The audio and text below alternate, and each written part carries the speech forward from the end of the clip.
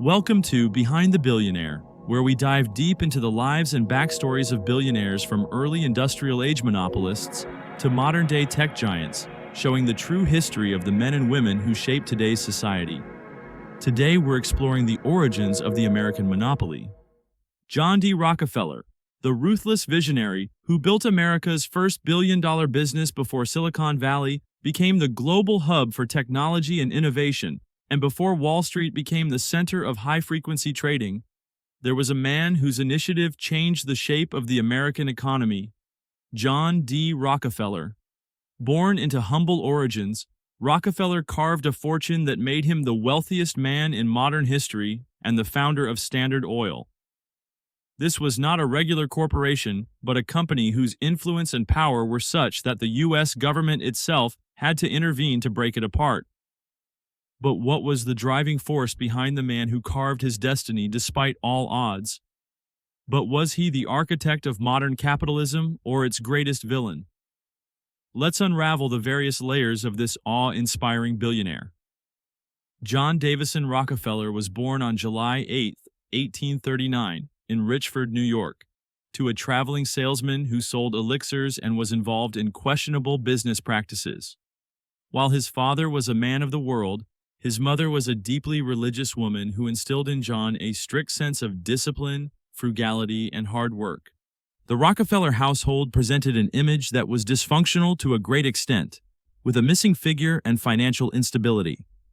The family was forced to fend for itself, and this may have provided the initial grounding for a young John to take on an independent path and fueled a desire for structure and security. As he turned 16, John started working as a bookkeeper for a Cleveland produce firm, earning 50 cents a day. That's where he developed a love for numbers and a knack for handling money efficiently. He famously said, "I do not think that there is any other quality so essential to success of any kind as the quality of perseverance." John was a long-term thinker even as a teenager. While his peers spent money, he learned the value of saving for the future.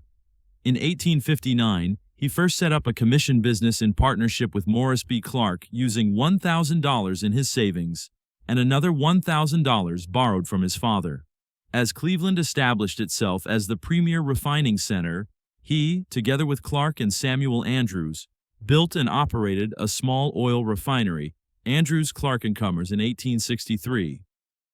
Due to some disagreement, the firm disbanded, and Rockefeller ended up forming Rockefeller and Andrews with Andrews. Then came the American Civil War, a turning point in America's history that brought both chaos and a hidden opportunity. While others embarked on fighting, Rockefeller chose to stay behind and seize the economic vacuum to his advantage. At the time, crude oil was being hailed as the next big discovery in Pennsylvania, and America was all primed to enter the dawn of a new energy era. He was quick to realize that real profits lay in refining and not drilling. He focused on reducing waste, increasing output, and driving down costs. While other oilmen gambled, Rockefeller optimized his every move.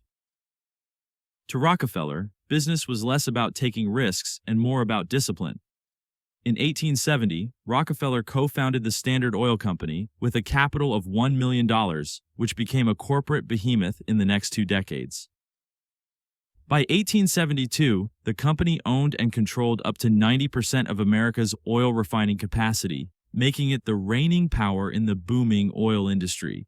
The intriguing question is, how did he do it?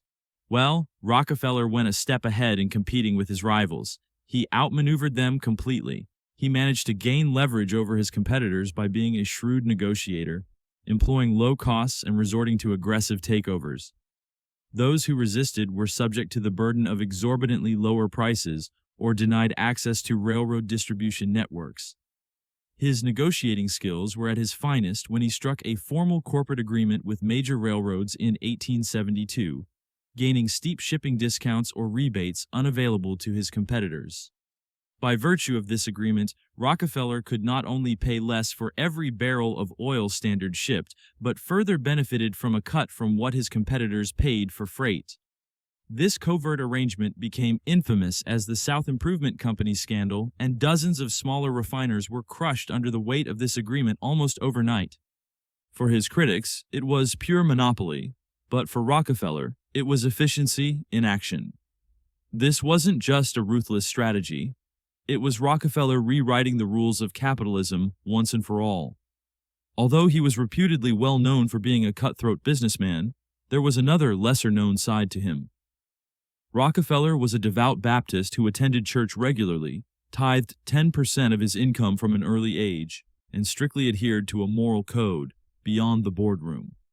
Furthermore, he abstained from alcohol and was a man of modest ways who shunned ostentation in all forms. Contrary to his public image as the poster child for ruthless capitalism, he was soft-spoken, thoughtful, and deeply religious in his private life. This strange contrast between faith and finance confounded many. They found it hard to decide whether Rockefeller was a moral man corrupted by power or a strategic genius who had mastered the brutal realities of a nascent and unregulated market.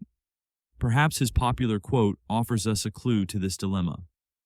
The ability to deal with people is as purchasable a commodity as sugar or coffee, and I pay more for that ability than for any other under the sun. By the early 1900s, Rockefeller had reached the apex of both wealth and power. His stupendous success attracted skeptics and detractors who were bent on undermining and maligning him. Journalists like Ida Tarbell, whose father had suffered at the hands of Rockefeller's tactics, undertook a detailed scrutiny of Rockefeller's sprawling business empire. She compiled her findings in an exposé, The History of the Standard Oil Company, aimed at revealing the inner workings of Rockefeller's empire, and this significantly turned public sentiment against him. Having been thrust into legal battles, the U.S. Supreme Court found Standard Oil guilty of violating antitrust laws and thereby ordered it to be split into 34 independent companies, including familiar names like Chevron, Exxon, and Mobil. Ironically, this breakup only made Rockefeller richer, as his shares soared in all the constituent companies. By the time of his retirement, he held the title of the world's first billionaire. Even after adjusting for inflation, Rockefeller's net worth is estimated to have reached over $400 billion in today's dollars, far surpassing modern tech titans like Elon Musk, Jeff Bezos, or Bill Gates at their peak.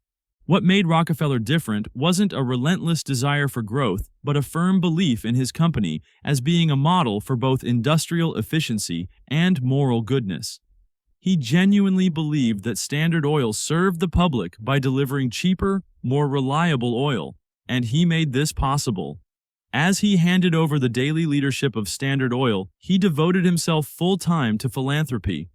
During this period, he gave away over $500 million, a monumental part of his fortune for human welfare. He was the founding figure behind the University of Chicago and the Rockefeller Foundation, a medical research and arts funding organization that had the motto to promote the well-being of mankind throughout the world. He played a pivotal role in revolutionizing public health through allocating generous sums for advancing medical research and fighting against disease in 52 countries. He is also credited with eliminating hookworm and yellow fever in the U.S. and abroad. It can rightly be said that he espoused a model of corporate philosophy that laid the groundwork for modern charitable organizations. However, his critics continued to find fault with him, arguing that his benefactions were a facade to cleanse his legacy, while others believed he was trying to buy forgiveness for his corporate crimes. Either way, he had a transformative effect on what giving meant in society. I believe that every right implies a responsibility. Every opportunity, an obligation. Every possession, a duty. John D. Rockefeller. So what drove Rockefeller? To be sure, it wasn't just wealth, but rather leading a life of order and discipline that would make him immune to the chaos and temptations of youth. He believed capitalism could be a force for good if properly directed. We may contend that his methods were controversial at times, but his vision was clear and well-defined. He was committed to creating a system that would maximize human efficiency and productivity while minimizing waste. In many ways, Rockefeller was not a typical industrialist with self-seeking ambitions, nor was he chasing fame for the sake of it. In essence, he was pursuing immortality through infrastructure. John D. Rockefeller ended up writing history not because he discovered oil first or invented the capitalist movement. He practically and single-handedly defined both for the modern age. His story is of a man who built a business empire and a trust, and was more than eager to share his fortune with the less privileged in society.